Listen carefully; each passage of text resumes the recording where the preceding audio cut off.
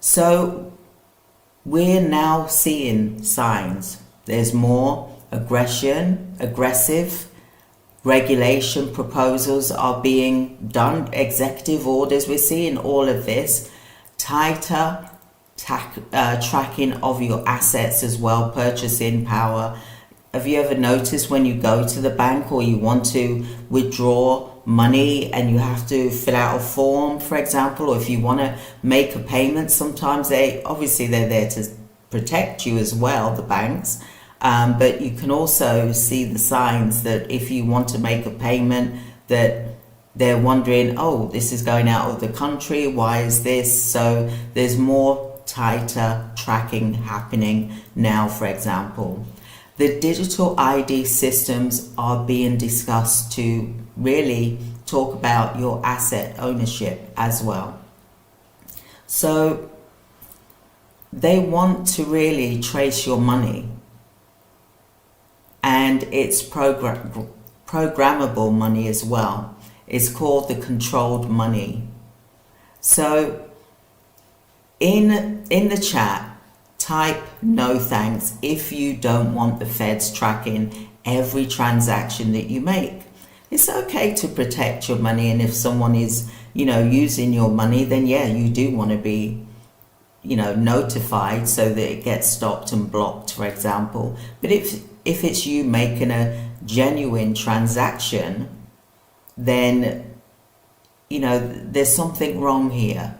So what's coming down the pipeline? I'm going to go into this.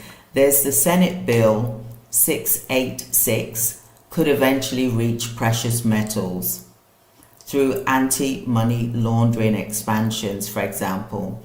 The UK and the EU, for example, are proposing laws where unexplained assets like gold could be seized, for example.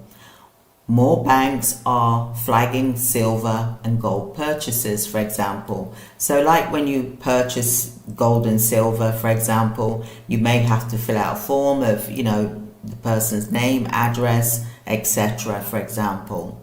So this is clear. They don't want you to hold real money that they can't control, for example.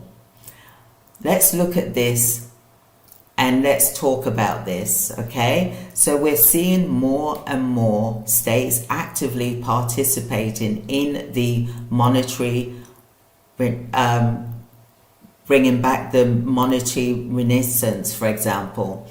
Now, I was listening to a video the other day, it was yesterday actually, and JP Cortez, he's an executive director of the Sound Money Defense League, for example.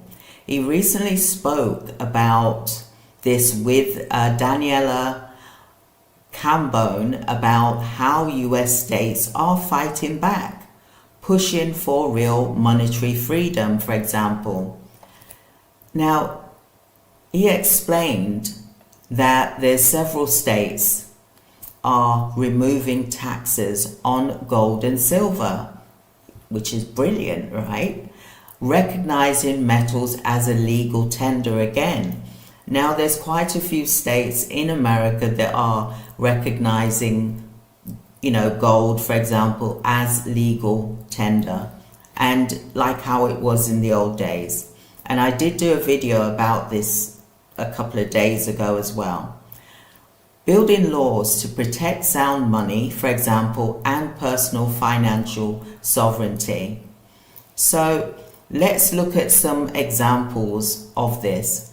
Wyoming, they're recognizing gold and silver as a legal tender. There's also Idaho as well.